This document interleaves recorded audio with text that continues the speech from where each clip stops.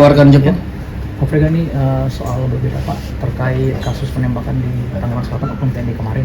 Ini kan ada dari Menhan sendiri ada regulasi pengaturan senjata oleh oknum nggak sih Pak pasca terjadinya kasus tersebut?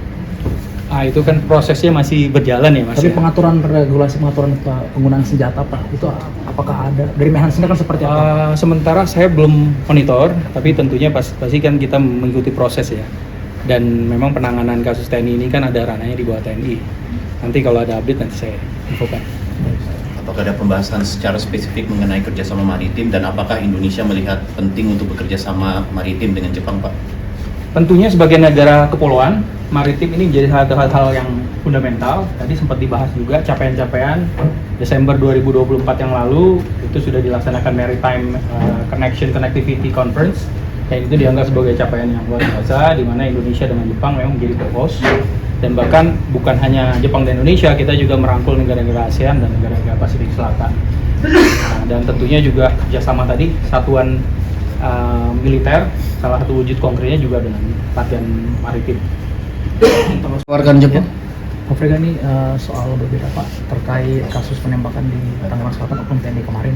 Ini kan ada dari Menhan sendiri ada regulasi pengaturan senjata oleh oknum nggak sih Pak pasca terjadinya kasus tersebut? Itu kan prosesnya masih berjalan ya Mas. Tapi Ya? regulasi pengaturan penggunaan senjata Pak itu apakah ada dari Menhan sendiri kan seperti apa? Sementara saya belum monitor, tapi tentunya pasti kan kita mengikuti proses ya. Dan memang penanganan kasus TNI ini kan ada ranahnya di bawah TNI. Nanti kalau ada update nanti saya infokan. Apakah ada pembahasan secara spesifik mengenai kerjasama maritim dan apakah Indonesia melihat penting untuk bekerja sama maritim dengan Jepang, Pak? Tentunya sebagai negara kepulauan, maritim ini menjadi hal yang fundamental. Tadi sempat dibahas juga capaian-capaian Desember 2024 yang lalu itu sudah dilaksanakan Maritime Connectivity Conference. Dan itu dianggap sebagai capaian yang luar biasa, di mana Indonesia dengan Jepang memang menjadi co-host.